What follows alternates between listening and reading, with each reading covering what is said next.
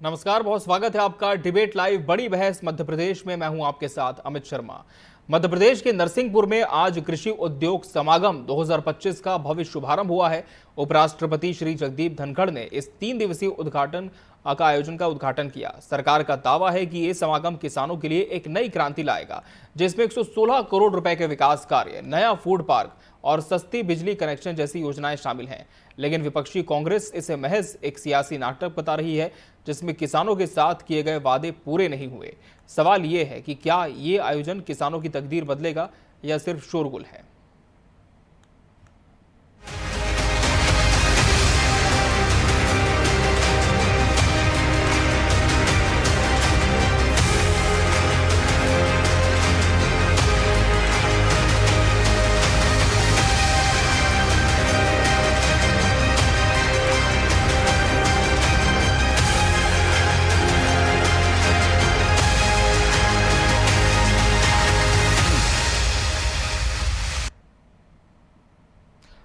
तो समागम में कृषि उद्योग संगम, आज इसी विषय पर हमारी चर्चा होगी और इसके लिए हमारे साथ खास मेहमान भी जुड़ चुके हैं।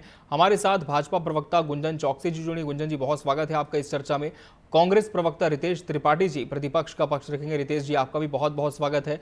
और भारतीय किसान यूनियन प्रदेश अध्यक्ष अनिल यादव जी भी हमारे साथ जुड़े हैं, जिनसे हम जानेंगे कि क्या किसानों के लिए वाकई ये 3 दिवसीय आयोजन धरातल पर कोई बदलाव लेकर आने वाला है। अनिल यादव जी, आपका भी बहुत बहुत स्वागत है। चर्चा की शुरुआत अनिल यादव जी आपसे ही करते हैं, क्योंकि किसानों का हमारा पूरा विषय आज केंद्रित है। उपराष्ट्रपति मध्य प्रदेश की धरती पर आते हैं और एक बड़े आयोजन की शुरुआत वो करते हैं। दावा यह है कि फूड पार्क बनेगा। किसानों के लिए कई घोषणाएं हुई हैं, कई दावे हैं कि धरातल पर जब इन्हें लागू किया जाएगा तो किसानों के जीवन में बदलाव आएगा। लेकिन बतौर किसान कितना सफल आप इस आयोजन को मानते हैं और क्या मानते हैं कि वाकई कोई सकारात्मक बदलाव आ सकता है किसानों की जिंदगी में इससे?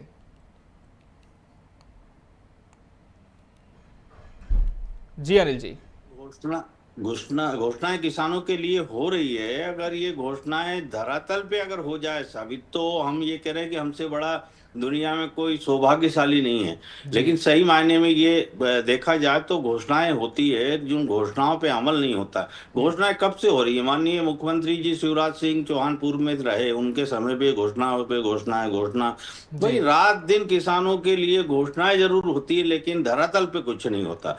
हम धन्यवाद करते हैं इन घोषणाओं के लिए, कम से कम हमें ये तो मिल रही है। किसी को तो ये भी नहीं मिल रही घोषणाएं। लेकिन कहीं न कहीं किसान इससे बदनाम हो रहा है। किसान समाज को ऐसा लग रहा है कि उसे ठगा जा रहा है, और अन्य वर्ग के सामने ऐसा लगता है कि किसानों को बहुत कुछ दिया जा रहा है, उसके बाद भी किसान भूखा प्यासा है, उसके बाद भी किसान परेशान है। अरे भाई, धरातल पे दीजिए। और हम जो मांगते हैं वो न्यूनतम समर्थन मूल्य की मांग करते हैं, और इस समय यूं घुमाया जा रहा है कि मूंग की खरीदी करनी है।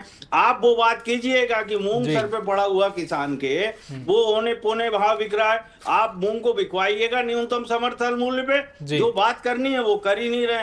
बाकी आप अगले झाड़ना है, ये करेंगे वो करेंगे। अरे जो सामने है उसको देखिए। गेहूं के समय गेहूं की बात नहीं होती है, आप आंकड़े दिखा देते हो कि हमारा देश नंबर 1 पे। अरे भाई, नंबर 1 पे उत्पादन में रहा, कृषि कुंभ पुरस्कार लेते आ रहे हैं, सब कुछ है। उत्पादन किसान करे, मेहनत किसान करे, बीजेपी पीठ थपथपाए, ये नहीं होना चाहिए। आप भाव की अगर बात करें, 2700 जैसे बोला था, 2600 अगर आप दे रहे हैं, ये ठीक नहीं है।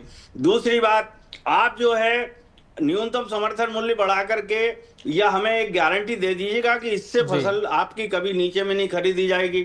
आप खरीदी लेट करते हैं, व्यापारी लूट लेते हैं मंडियों के अंदर।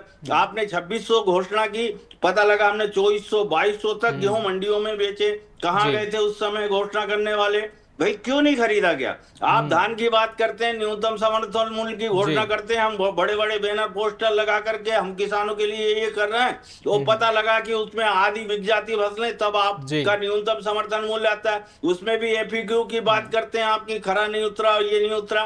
भाई समागम कर रहे हैं आप, ये दुनिया भर की चीजें घोषणाएं कर रहे हैं। मैं भी इस टेलीविजन पे बैठा हूं और कल फिर बैठूंगा, आपसे बात करूंगा कि घोषणाओं पे कितना अमल हुआ। आप 5 रुपए की बात कर रहे हैं मीटर लगाने की, कितनी जगह लगाए? डीपी लगी नहीं है, मीटर लग रहे हैं। भाई डीपी की जहां पहला आप जड़ तो देखिए, आप ऊपर जा रहे हैं कि जड़ के ऊपर की नहीं डीपी लगी नहीं है और मीटर लग रहे हैं 5 रुपए में। अरे जिन्होंने कनेक्शन ऑलरेडी ले रखा है वो काय के लिए आपके 5 रुपए वो करेंगे? दूसरी बात, आप जो है ये जो घोषणा कर रहे हैं कि आप बिजली ऊर्जा के जो है बिजली का उत्पादन का करेंगे। अरे जी। बिजली भाई, हाँ। आप जो है किसानों के खेत तक तो पहुंचाइए, और कहाँ पैनल लगाएंगे, किसान क्या करेंगे क्या नहीं करेंगे, ये दूर की कौड़ी है। सब सब्सिडी खाने का एक तरीका है। ठीक है। ये आधी से ज्यादा कहते हैं ना, वो राजीव गांधी जी जी, कहते हैं, जवाब मैं लूंगा पहुंचाते तो सरकार 10 पक्ष से देते।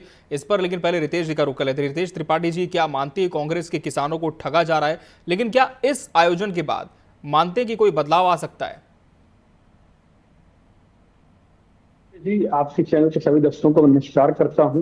जी। और जैसा कि अभी हमारे अनिल यादव जी बोल रहे थे, और बहुत ही जायज बात उन्होंने कही थी कि यदि कोई झूठी भाषण की फसल होती, झूठी वादों की फसल होती, जी। तो उस फसल में हमारा मध्य प्रदेश टॉप पर होता। और जो किसान अगर उसकी खेती करता, जैसा कि नेता उसकी खेती कर रहे हैं, तो वो मध्य प्रदेश को, भले वो धरातल पर कहीं भी नहीं है, पर सरकारी आंकड़ों में मध्य प्रदेश, सेंट्रल गवर्नमेंट के आंकड़ों पे और दुनिया की नजरों पर ऐसा लग रहा है जैसे मध्य प्रदेश का किसान अरबों खरबों में कमाई कर रहा है। जमीन पर हालत ये है कि डीएपी की कीमत आपने दुगनी बढ़ा दी, ऊपर से 5 किलो डीएपी उससे चुरा ली।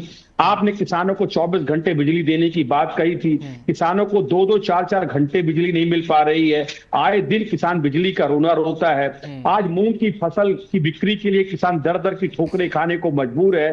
और आज से 5 साल पहले ही तात्कालिक मुख्यमंत्री शिवराज सिंह चौहान जी ने रीवा में प्रधानमंत्री जी के सामने घोषणा कर दी थी कि मध्य प्रदेश में हर किसान की आय हमने दोगुनी कर दी है। पर सरकार के आज खुद के आंकड़े बता रहे हैं कि मध्य प्रदेश में हर किसान आज 74,000 रुपए का कर्जदार हो गया है।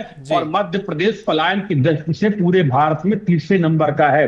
आप किसी भी गांव पर जाइए, आपको पूरा का पूरा गांव खाली मिलेगा। किसान अपना गांव छोड़ छोड़कर दिल्ली और मुंबई में सिक्योरिटी गार्ड की, ड्राइवर की और छोटी छोटी नौकरियां करने पे मजबूर है, क्योंकि न किसान को समय पर सिंचाई के लिए पानी मिल पा रहा है। इनकी नहरें तो बन रही हैं, पर ऐसी में सैकड़ों नहरों के नाम बता दूंगा जिनमें अनवरत 20 वर्षों से काम चल रहा है। नहरों के नाम पर लूट मची हुई है, पर नहरों का पानी आज तक खेतों पर नहीं गया। किसान के नाम पर सब्सिडी की बात की गई। आज इनकी मंत्री प्रतिमा बागरी जी है, 1 साल पहले ही उन्होंने करोड़ों के घोटाले को उजागर किया था कि जो सब्सिडी किसान के नाम पर आती है वो अधिकारी और भारतीय जनता पार्टी के नेता मिलकर खा जाते हैं। तो मध्य प्रदेश का पैसा कोई भी क्षेत्र बता दीजिए, ये सरकार वादे करके आई थी हम 2700 रुपए गेहूं पे और 3100 रुपए धान पे देंगे। पूरे मध्य प्रदेश में एक भी किसान को 2700 रुपए दिया हो। मैं एक किसान की बात कर रहा हूं, तो ये मुझे बताएं कि कांग्रेस पर सवालिया निशान खड़े करते हैं, जबकि तात्कालिक कृषि मंत्री इनके कमल पटेल जी ने खुद सदन पे खड़े होकर कहा था कि मेरा भी कर्जा माफ हुआ है। तो जो भारतीय जनता पार्टी लगातार मुंह की बेच बेच के अपना काम चला रही है और लगातार झूठे वादों की फसल बो रही है और उसी की कटाई करके मध्य प्रदेश में दिखावे का काम कर रही हो, जिस मध्य प्रदेश में किसान आत्महत्या टॉप पर ट्रेंड कर रहा है। मैं नहीं कह रहा हूं कि भारत सरकार कह रही है, उस मध्य प्रदेश में क्या इस तरह के सम्मेलनों का कोई वजूद है? आज आप किसी भी मंडी में चले जाइए, आपको एक बात देखने को मिलेगी कि मंडी पूरी बिचौलियों के हाथ में चढ़ चुकी है। हर चीज में कमीशन देना पड़ता है, चाहे वारदाना के नाम पर हो, चाहे पार्किंग के नाम पर हो, तौलाई के नाम पर किसानों से लूट होती है। कोई चूह से मुंह बोलने वाला नहीं है। किसान की गाड़ी फसल को मात्र इसलिए सड़ा डालती है सरकार, ताकि हम जो शराब कारोबारी है उनको सस्ते में सड़ा हुआ धान, सड़ी हुई धान दे सके। तो चारों तरफ से किसान का शोषण और दमन करने की कांग्रेस कह रही है कि किसानों का शोषण हो रहा है, लेकिन किसानों को भी हमने सुना अनिल यादव जी ने जिस तरह से कहा, गुंजन चौकसे जी, कि धरातल पर कोई काम नहीं होता, सिर्फ घोषणाएं होती है। सैकड़ों किसानों ने किसानी करना बंद कर दिया। आऊंगा फिर आपके पास में, गुंजन जी से जवाब लेते हैं। गुंजन जी, कांग्रेस कह रही है किसानों का शोषण आ रहा है, लेकिन अनिल यादव जी कह रहे हैं कि धरातल पर आप काम नहीं करते, केवल घोषणाएं करते हैं, और ये समागम भी घोषणाओं के माध्यम तक सीमित न रह जाए। देखिए अमित जी, बहुत सम्मान के साथ बात रखना चाहूंगी। मैंने सुना अनिल यादव जी को भी, लेकिन एक सिर्फ एक पंक्ति शुरू करूंगी जो हमारा एक टैगलाइन है, सबका साथ, सबका विकास, सबका विश्वास और सबका प्रयास। ये सिर्फ भारतीय जनता पार्टी का एक मूल मंत्र नहीं है, इसी पर पूरी भारतीय जनता पार्टी संकल्पित है, प्रतिबद्ध है और एक खुशहाल किसान ही है मध्य प्रदेश की पहचान। और सिर्फ ये मध्य प्रदेश की जनता नहीं कहती, पूरा भारत कहता है। उसके अनगिनत उदाहरण भी दूंगी और आपको आंकड़े भी बताऊंगी। देखिए, आपने सुना होगा हमारे देश के यशस्वी प्रधानमंत्री श्री नरेंद्र मोदी जी को। कांग्रेस के नेता तो कई जातियों की बात करते हैं, तुष्टीकरण की बात करते हैं, लेकिन हमारे प्रधानमंत्री सिर्फ 4 जातियों की बात करते हैं, प्रमुखता से किसान, महिला, गरीब और युवा। उन्होंने अनगिनत बार अपनी मंशा साफ रखी है कि अगर जिस देश का किसान, अगर वो उसका कल्याण नहीं हुआ, अगर किसान समृद्ध नहीं है, अगर किसान सशक्त नहीं है, तो वो देश ऊपर नहीं बढ़ सकता। और इसी दिशा में भारत ने हमेशा पहल की है और अपने किसानों को सशक्ति प्रदान की है, समृद्धि प्रदान की है। अनगिनत योजनाएं चली। अब मैं मध्य प्रदेश की अगर बात कर लूं तो 2003 से पहले ये वो प्रदेश था जहां 50-60 साल मिले थे कांग्रेस को किसानों की भलाई करने के लिए। क्या किया किसानों के लिए? मैं अगर आंकड़े बता दूं तो जो उस समय 2003 और 2023 की भी अगर मैं मात्र तुलना कर लूं तो कृषि विकास दर मध्य प्रदेश का 2003 में मात्र 3% था, जो आज 2023 की भी अगर मैं तुलना कर लूं इस 20 वर्षों की तो वो 19% है। बजट हमारा 2003 में क्या देती थी सरकार कांग्रेस की? मात्र 600 रुपए। आज बजट क्या है? 54,000 करोड़। तो आप ये कुछ आंकड़ों से मैं एक फर्क बताना चाहती हूँ कि धरातल पे नहीं होता अगर, तो आज पिछले 7 सालों से कॉन्सेक्यूटिव 7 इयर्स से हमें कृषि कर्मठ अवार्ड से नवाजा गया। या आप ये कह दें कि ये अवार्ड गलत है? आज मध्य प्रदेश का किसान पूरे देश में नाम रोशन करता है। हमारा किसान अन्नदाता के साथ साथ ऊर्जादाता भी है। हमारे किसान द्वारा बनाई गई ऊर्जा का 40% दिल्ली मेट्रो में इस्तेमाल होता है। कांग्रेस सिर्फ आरोप प्रत्यारोप लगाना चाहती है। मैं इनको मात्र 15 महीने की सरकार याद दिला दूं। 2018 में जब कमलनाथ जी की सरकार बनी थी, इन्होंने 51 से ज्यादा योजनाएं चल रही थी, किसान कल्याण योजनाएं, उनको बंद कर दिया था आते से ही। इन्होंने, राहुल गांधी जी ने मध्य प्रदेश की धरती पे कहा था कि हम आके कर्ज माफी करेंगे वरना 10 दिन में मैं मुख्यमंत्री बदल दूंगा। भैया 15 महीने तो चली ना इनकी सरकार, कितने मुख्यमंत्री बदलाए, कितने की कर्ज माफी हुई? ये सिर्फ आरोप प्रत्यारोप लगा के हमारे किसानों को हमेशा बरगलाने का काम किया है। लेकिन हमारे मध्य प्रदेश का किसान जानता है उनके लिए कल्याणकारी योजनाएं कौन लेके आ रहा है। आज जो समागम की हम बात करते हैं, कृषि उद्योग समागम, ये शब्द ही बताता है कि हम कृषि क्षेत्र को निवेश लाना चाहते हैं, औद्योगिक तकनीकी क्षेत्र से उसको जोड़ना चाहते हैं। हम तो उसके बढ़ोतरी की तरफ बढ़ रहे हैं और आरोप और प्रत्यारोप कांग्रेस का अभी भी धन्यवाद देने की बजाय, आभार प्रदर्शित करने के बजाय ये आरोप में घेर रहे हैं। इनका पुराना काम है। लेकिन मध्य प्रदेश का किसान भारतीय जनता पार्टी के साथ खड़ा है और तभी आज 29 की 29 सीट पे कमल खिला है। अगर कल्याणकारी योजना नहीं चल रही होती, धरातल पे किसान को फायदे नहीं मिल रहे होते, तो कम से कम एक क्षेत्र से तो कांग्रेस का एक हाथ का पंजा आता। लेकिन नहीं आया। यही दर्शाता है कि किसान भी जानता है कि अगर किसी ने कल्याण उसका किया है तो वो सिर्फ भारतीय जनता पार्टी की सरकार ने किया। अनिल यादव जी, क्या वाकई किसानों को सरकार पर भरोसा है, उम्मीद अभी भी है? जिस तरह से आप कुछ विषयों को लेकर कह रहे थे कि सरकार को इस पर ध्यान देना चाहिए, एक ध्यान देने बात यह भी है कि आज उपराष्ट्रपति ने कहा कि हमें किसानों को उद्यमी बनाना है। तो किसान उद्यमी कैसे बन सकते हैं? अनिल यादव जी, क्या तैयारी सरकार की होनी चाहिए, किस तरह के प्रयास होने चाहिए?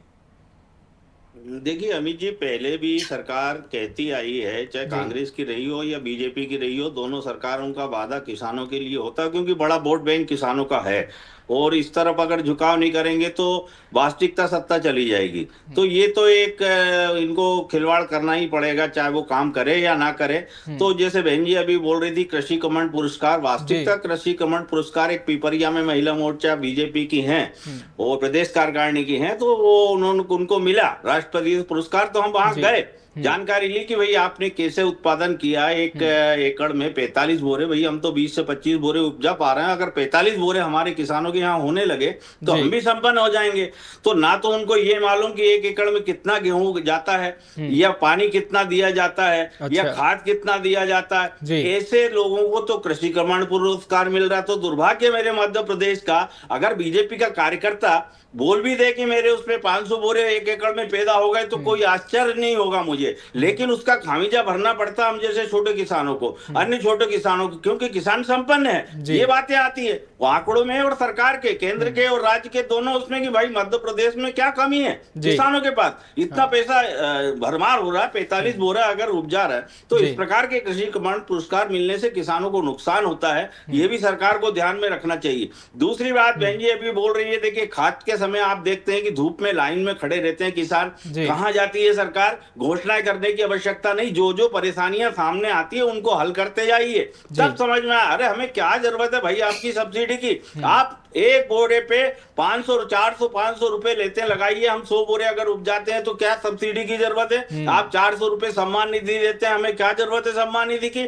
आप देखिए उद्योगपति अमित जी लेके अगर 1 लाख 2 लाख का बिजनेस लेकर के बैठता है तो वो करोड़ों रुपए में खेलता है 8-10 साल रुपए में। और आज हमारे गांव का किसान अगर खड़ा हो जाए तो उसको पहनने को कपड़ा नहीं, शादी ब्याह को कपड़ा नहीं, बच्चे के ब्याह को कपड़ा नहीं, वो कर्जे में लेकर के शादी ब्याह करता है। बीमारी में घर का अगर कोई परिवार का बीमार हो जाए तो उसके पास इलाज के पैसे नहीं बचते हैं। ये बीजेपी पे आरोप नहीं लगा रहा हूं, मैं रात दिन किसानों के बीच घूमता हूं, मुझे मालूम वो कैसे इलाज करवाता है। या तो फिर वो उस स्थिति में छोड़ जाता, अच्छे हॉस्पिटल नहीं ले जा पाता, तो वो ये मान के चलिए उसकी हत्या की क्या उसके परिवार वालों ने। तो आपको इस लायक खड़ा कर दीजिए। आजादी से बाद से अभी तक सिर्फ बात होती आई है किसानों के बाद में, वोट बैंक बनाया जा रहा है। बड़ा चंदा उद्योगपति व्यापारियों से मिलता है इनको, इसके कारण ये उद्योगपति व्यापारियों पर विशेष ध्यान देते हैं। आज हमारा गेहूं जो है कच्चा माल लेकर के ये मैन्युफैक्चर करके क्या भाव बेचते हैं सरकारों को नहीं दिखता, थोड़ी उधर से कटौती करके हमको दे दीजिए, वो डबल में बेचते हैं। बिस्किट ले लीजिए, आप अचार ले लीजिए, आप कोई भी चीज ले लीजिए, पूरा सामान आपके घर में जो आता, कपड़े लत्ते कपास से दुनिया भर की चीजें हमसे होती है, मैन्युफैक्चर होने के बाद में वो 10 गुना बढ़ जाती है। सरकार को सोचना चाहिए कि इनकी इनकम थोड़ी कम करके किसानों के खाते में डाल दी जाए, लेकिन नहीं, सरकार को चंदा नहीं दिया जा सकता। किसानों के घर घर जाकर के 1000 2-2 हजार रुपए नहीं ले सकते। इसके लिए किसान आज भी और कोई सी भी सरकार आ जाए उसको ऐसे ही तड़पना पड़ेगा, लेकिन किसान जब तक संभलेगा नहीं, रोडों पे नहीं आएगा, तब तक सरकारों को समझ में नहीं आएगा कि इनकी इच्छाएं क्या है। ये घोषणाएं होती रहेगी, आज नहीं कल फिर होंगी। चुनाव के समय देखिए आप, एक से एक घोषणाएं होंगी आने वाले भविष्य। जैसे गेहूं का बोला था 2700, हो सकता है 5000 बोल दे, कोई बड़ी बात नहीं, क्यों देना नहीं लेना चुनाव के बाद 5 साल इनके पास है। अब 5 साल भाई आप एक तो आपने 2600 बोला, उसमें भी आप जो है बोनस दे रहे हैं। अरे बोनस क्या, आपने घोषणाएं की उनको पूरी कीजिए, और नहीं भी की तो देश के किसान को, प्रदेश के किसान को उसकी मेहनत का, फसल का सही दाम मिलना चाहिए। इस पे विशेष सरकार को ध्यान देना चाहिए, और कोई जरूरत नहीं है ये घोषणाओं की। आप जो उद्योगपतियों के साथ कर रहे हैं, जो बुनियादी चीजें उस पर ही सरकार फोकस करे तो बाकी परेशानियां हल हो जाएंगी। ठीक है अनिल जी, फिर मैं आपका रुख करूंगा। रितेश त्रिपाठी जी, उपराष्ट्रपति ने आज 116 करोड़ रुपए की लागत से बने 86 विकास कार्यों का लोकार्पण और भूमि पूजन किया है, जिनमें सड़कें, स्कूल और अन्य बुनियादी ढांचे शामिल हैं। अनिल यादव जी की चिंता अपनी जगह है कि बुनियादी सुविधाओं की जिस तरह से बातें होती हैं, अगर वही सरकार मुहैया करा दे तो बाकी चीजों के लिए किसानों को संघर्ष नहीं करना पड़ेगा। लेकिन आज इस समागम पर हम चूंकि चर्चा कर रहे हैं, तो क्या माना जाए कि उपराष्ट्रपति ने जब इतने बृहद स्तर पर लोकार्पण, शिलान्यास इन सुविधाओं का किया है, तो अब कोई तब्दीली आ सकती है, कोई बदलाव इन किसानों के जीवन में आ सकता है? रितेश जी। अमित जी, मध्य प्रदेश की धरती पे अभी गुंजन चौकसे जी बोल रही थी कि सबका साथ सबका विकास, केवल 4 जातियों की बात की। तो पहली बात तो कहूंगा, जब 4 जातियों की बात की थी तो फिर क्यों यू टर्न मार के प्रधानमंत्री जी को जाति जनगणना में सबकी बात करनी पड़ी? करते हुए 4 जातियों की बात, तो प्रधानमंत्री जी आपसे क्या बोलेंगे वो भगवान ही मालिक है। नंबर 1। नंबर 2, आपने कहा था कि सबको किसान, सबका साथ सबका विकास, तो मैं इसका जवाब दे देता हूं कि तुम्हारी फाइलों में गांव का मौसम गुलाबी है। गुंजन जी फिर तो सुनिएगा, तुम्हारी फाइलों में गांव का मौसम गुलाबी है, मगर ये बात झूठी है, तुम्हारे आंकड़े किताबी है। यहाँ पर भोपाल में बैठकर, इसी कमरों में बैठकर किसान की समस्याओं को चैनल के माध्यम से बता देना अलग बात है, और किसान बनकर फसल बोकर उसको बेचकर अपना परिवार चलाना अलग बात है। यदि भारतीय जनता पार्टी का कोई भी नेता ईमानदारी से किसानी कर रहा होता तो या तो वो भाजपा छोड़ देता, क्योंकि भाजपा की कुनीतियों के कारण आज किसान को दर की ठोकरें खाने पर मजबूर होना पड़ रहा है। अमित जी, आप बात करें 100 करोड़ की योजनाओं का, ये मध्य प्रदेश से जहां अरबों के घोटाले हो गए, खरबों के घोटाले हो गए, जिन नहरों पुलों के नाम पर अरबों की राशि आई, वो आऊंगा गुंजन जी, आप ही रुक करोगे इनके बाद में, की गई ना वहां पे एक पत्थर रखा गया। देखिए, सारा विकास काम कार्य योजनाओं में मध्य प्रदेश में 20,000 करोड़ रुपए की नहरें विगत 2 दशकों से बन रही है। अमित जी, मैं नहीं कहता, सरकारी आंकड़ा कहता है। गुंजन जी, आप भी जाकर गूगल में पढ़ लीजिएगा। तो ये 100 करोड़ रुपए से क्या होने वाला है? मध्य प्रदेश का स्कूली स्तर की शिक्षा मध्य प्रदेश में किस स्तर पर पहुंच चुकी है, शिक्षा, स्वास्थ्य जैसी बुनियादी चीजें, कि जो लोग जिला अस्पताल में जाते हैं, सरकारी अस्पताल पे, वो कीड़े मकोड़ों की तरह दम तोड़ देते हैं। मजबूरन लोगों को प्राइवेट अस्पतालों में घर को गिरवी रखकर जाना पड़ता है। मध्य प्रदेश शिक्षा और स्वास्थ्य की दृष्टि से रसातल पर पहुंच चुका है। तो यहाँ पर बुनियादी सुविधाओं की बात मत करिए। अब रही बात समागम की, तो मैं आपको कहना चाहता हूं कि भारतीय जनता पार्टी एक इवेंट मैनेजमेंट कंपनी है। वो हर काम को इवेंट की तरह चलाती है। आपने देखा, पाकिस्तान से भले हम लोग लड़ाई बीच में ही बंद कर दी हो, पर पूरे इवेंट का उपयोग फायदा लिया गया। प्रधानमंत्री जी तरह तरह के कॉस्ट्यूम पहन कर आए, पूरे देश में होर्डिंग और पोस्टर लगवाए गए। तो भारतीय जनता पार्टी हर काम को एक इवेंट के रूप में करती है। किसानों की मदद ये इवेंट के रूप में कह रही है। और इनकी जो सरकार है, तो अंधे पीसे कुत्ते खाएं वाली सरकार है। इनको जनता से कोई मतलब नहीं है। इनके अवार्ड भी भारतीय जनता पार्टी के कार्यकर्ताओं को ही मिल रहे हैं। इनका दूर दूर तक किसानी से कोई लेना देना नहीं है। और मध्य प्रदेश में पिछले 2 दशकों से लाखों किसानों ने किसानी बंद कर दी है। मैं आपको बता रहा हूँ, पलायन करके बड़े शहरों में छोटे मोटे रोजगार धंधे करना चालू कर दिए। गुंजन जी, मैं आपसे हाथ जोड़कर अनुरोध करता हूँ, कभी इस सबसे बाहर निकलकर जाकर गांव में सुनिए किसान के जवाब ले लेते हैं। आज आपके मुख्यमंत्री पांव यात्रा निकाल रहे हैं। अमित जी, एक लाइन सुनिएगा। रितेश जी, अगर आपको शायद बहुत सारी गलतफहमियां हैं, मैं भी एक किसान की ही बेटी हूँ और मध्य प्रदेश की किसान की ही बेटी हूँ। तो मैंने अपने पिताजी को धूप में भी देखा है और एसी कमरे में भी देखा है। ये मध्य प्रदेश में भारतीय जनता पार्टी की सरकार है और आज मध्य प्रदेश का किसान एक खुशहाल किसान है। आपने जितनी भी सत्यहीन और तथ्यहीन बातें की, वो इतनी निराधार थी और शर्मनाक थी। आपने ऑपरेशन सिंदूर का जो सक्सेस था, हमारे भारतीय सेना का जो सक्सेस था, हमारे 140 करोड़ देशवासियों का जो सक्सेस था, जो हमारे प्रधानमंत्री जी के नेतृत्व में लड़ाई लड़ी, एकता समानता के साथ, एकजुटता के साथ, अखंडता के साथ, आपने उसको 1 मिनट में इवेंट कह दिया। आपको कम से कम शर्म आनी चाहिए। आप इतना राजनीति के स्तर पे आ जाएंगे। गुंजन जी, किसानों पर आपसे जवाब लेना चाहूंगा, समय कम है। अनिल यादव जी कह रहे हैं कि अगर बुनियादी सुविधाएं सरकार हमें दे दें तो बाकी का संघर्ष यूं ही विराम पर आ जाएगा। जी, मुझसे सवाल। निवेश आ रहा है, देश पूरे मध्य प्रदेश के अलग क्षेत्रों से आ रहा है, दूसरे प्रदेशों से आ रहा है। अगर कृषि क्षेत्र में बढ़ावा हो रहा है तो आपको तकलीफ हो रही है। तकलीफ आपको इसलिए हो रही है कि जब किसानों की और बढ़ोतरी होगी और विकास होगा मध्य प्रदेश में, तो जो कांग्रेस की थोड़ी बहुत यहाँ पे पूछ पड़ेगी वो भी खत्म हो जाएगी। तो तकलीफ मत झेलिए रितेश जी, और बिना बात के तथ्यहीन और सत्यहीन बात करना बंद करिए। मैंने आंकड़े रखे थे आपके सामने, आपके पास थे ना 50 वर्ष, क्या किया था आपने किसानों के लिए? अरे कांग्रेस पर तो बात हर डिबेट में होती है, लेकिन किसानों पर आज हमारी बात है। और अनिल यादव जी ने जैसा कहा गुंजन जी, कि सरकार यदि बेसिक सुविधाएं हमें दे दे तो हमें कुछ और नहीं चाहिए, ना ही हमें सम्मान निधि चाहिए, ना ही कुछ और राशि हमें चाहिए। तो बुनियादी सुविधाएं क्या सरकार नहीं दे पा रही, जैसा किसान कह रहे हैं? जी गुंजन जी, आप ही से सवाल है। जी रितेश जी, देखिए, बेसिक सुविधा की, अब मैं आपको उसको दूसरे फिर आंकड़ों से बोलूं। 456 संकल्प होते हैं। जब हमारी सरकार आई, हमने 456 संकल्प लिए। इन संकल्पों को पूरा करने के लिए हमारे पास पूरे 5 वर्ष का कार्यकाल है।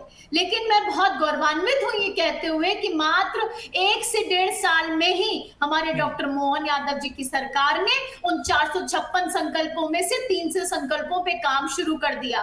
50 से ज्यादा संकल्प पूरे हो गए।